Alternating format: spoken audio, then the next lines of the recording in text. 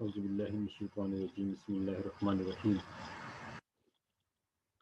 Computer organization and assembly language के subject में आज जो हमारा टॉपिक है वो है assembly system call. Assembly language में हम सिस्टम कॉल कैसे जनरेट करते हैं, ये क्या तरीक़ेकार है उसके लिए, तो ये आज के लेक्चर में इंशाल्लाह हम देखेंगे। Assembly systems call are API for interface between user space and the kernel space।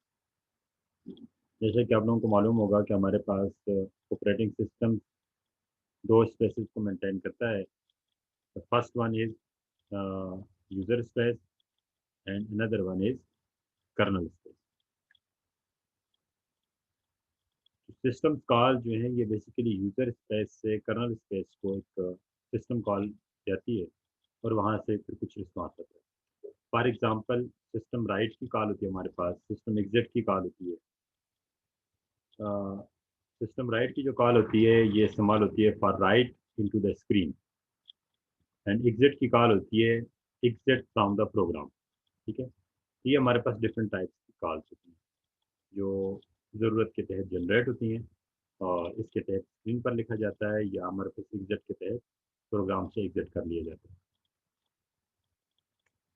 Next, Linux में सिस्टम कॉल जो है हमारे पास उस हवाले से, to make use of Linux system call is your assembly programme.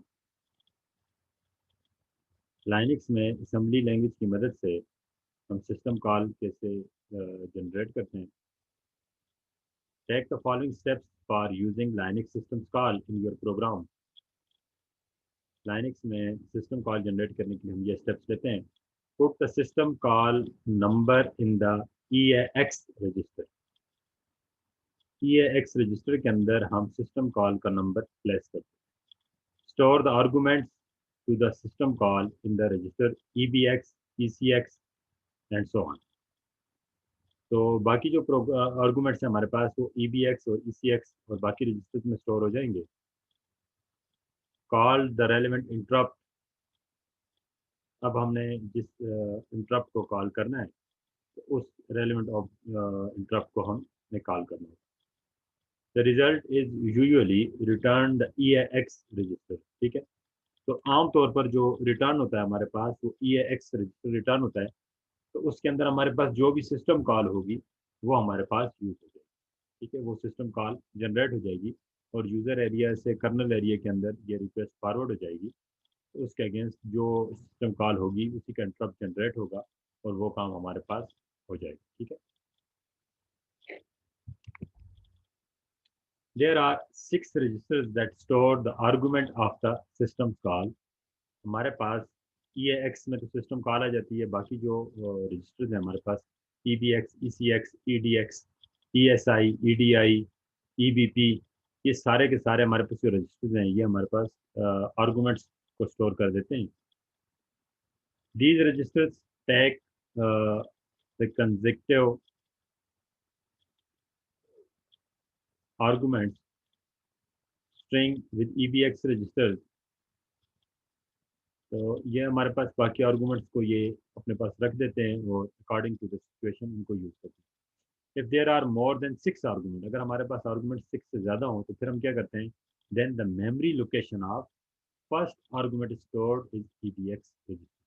तो हमारे पास क्या होता है कि मेमोरी का जो हमारे पास फर्स्ट एड्रेस होता है वो EBX के अंदर स्टोर कर दिया जाता है और फिर हमने जो कल ऑफसेटिंग का कंसेप्ट पढ़ा था तो उसके मुताबिक हम इनके एड्रेसेस को बाकी एड्रेसेस को एक्सेस करके यूज़ करते हैं।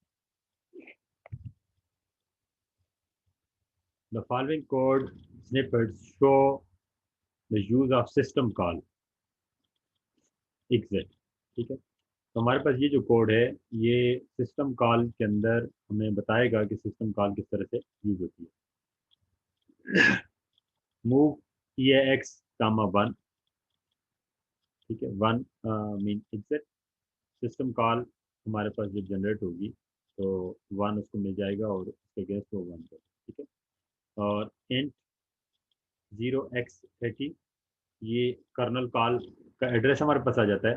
The following code snippets show the use of system calls type move EDX 4, ये हमारे पास मैसेज लेंथ आ गई।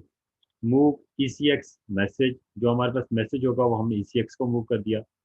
मूव EBX कामा 1, ये हमारे पास क्या करेगा,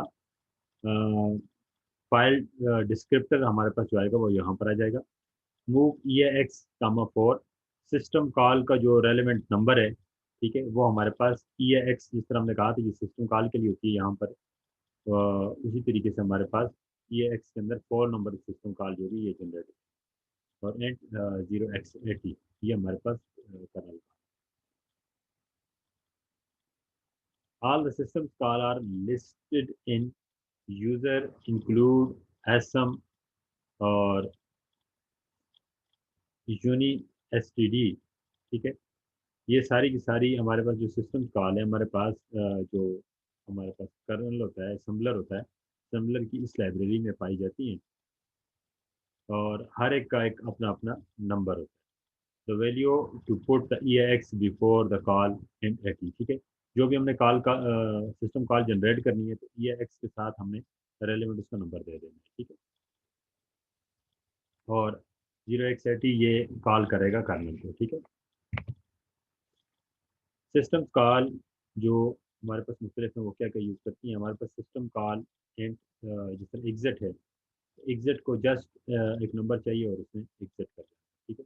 सिस्टम फॉर्क है तो ये हमारे पास स्ट्रक्ट और इसका इस्तेमाल करेगा, ठीक है, EBX का इस्तेमाल करेगा और उसमें ये चीज़ें स्टोर करेगा। सिमिलरली हमारे पास सिस्टम रीड है, ये अनसाइन इंटीजर करेक्टर और उसकी जो लेंथ है करेक्टर्स की वो हमारे पास इसमें आ जाएंगी रेलिवेंट रजिस्टर्स में।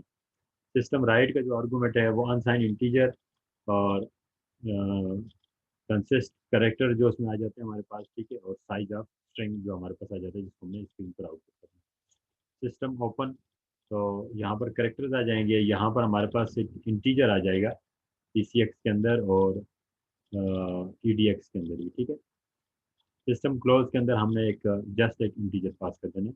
ये डिफरेंट रजिस्टर्स हैं जो हमारे पास डिफरेंट सिस्टम्स कॉल के अगेंस्ट यूज़ होते हैं और किस किस पर्पज़ के लिए यूज़ होते हैं वो हमारे पास आ गए।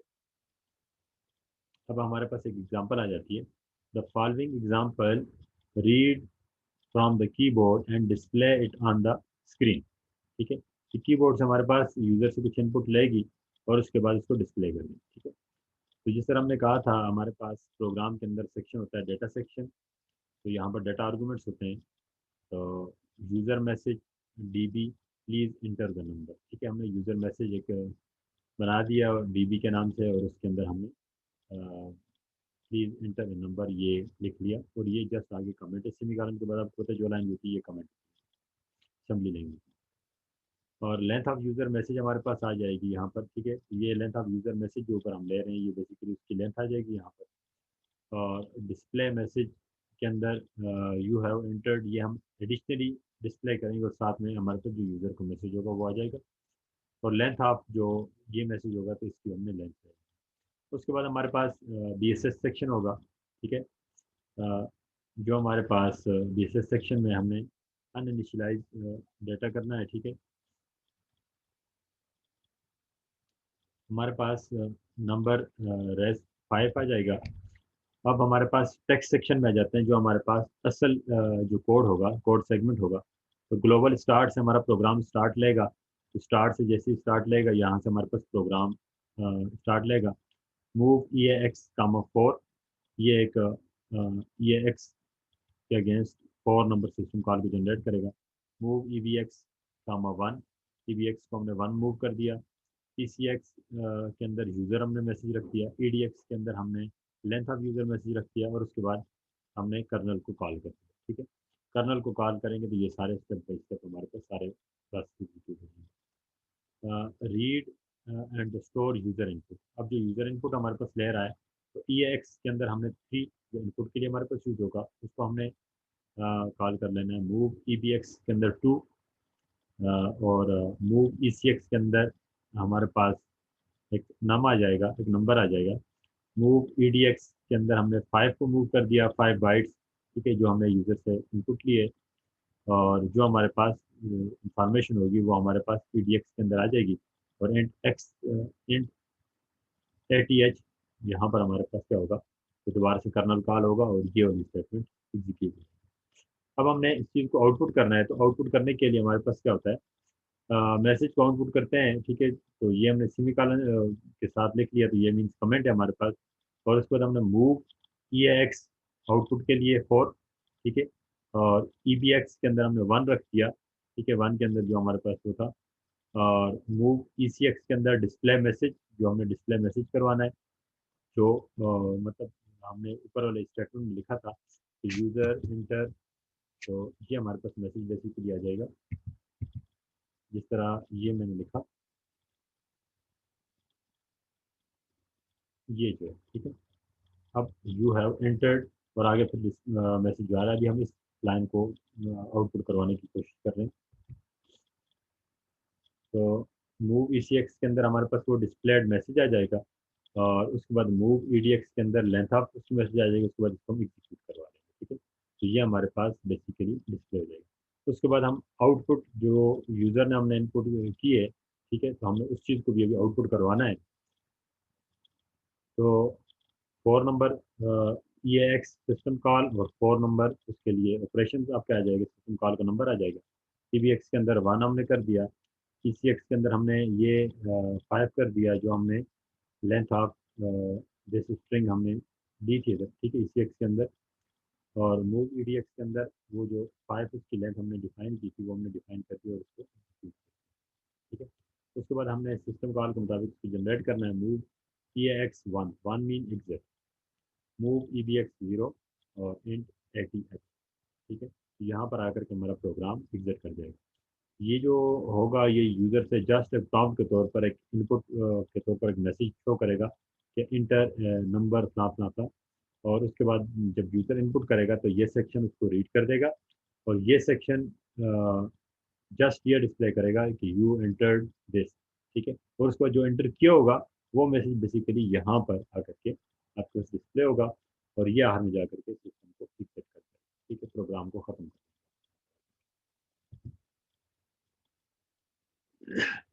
आपने जो कोड ऊपर हमने लिखा, उस कोड को अगर हम एग्जीक्यूट करेंगे तो हमारे पास क्या लिखा हुआ है, प्लीज़ इंटर नंबर, और उसके बाद यूज़र जो नंबर भी लिखेगा वो नंबर, और उसके बाद पहले ये स्टेटमेंट आ जाएगी यू एंटर्ड, ठीक है, ये हमारे पास जो हमने तीसरे स्टेप में बात की थी, और ये हमारे पास फोर्थ स्टेप में फिर आपके पास आउटपुट आ जाएगा, ठीक है।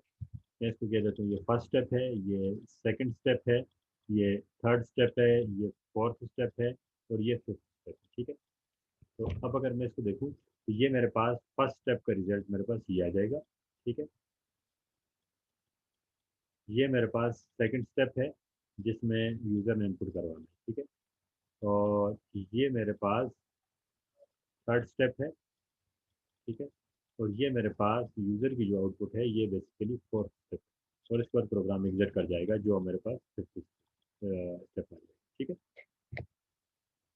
ये हमारे पास ये था कि सिस्टम के अंदर का असेंबली लैंग्वेज के अंदर हम सिस्टम कॉल किस तरह से जनरेट करवाते हैं, उसको किस तरह से इस्तेमाल करते हैं, और किस तरह यूज़र से इनपुट लेते हैं, किस तरह यूज़र की इनपुट को आउटपुट में बदलते हैं, और किस तरीके से हम प्रोग्राम को स्टार्ट करवाते हैं या किस तरीके से हम प्रोग्राम को एग्जिट करवाते हैं।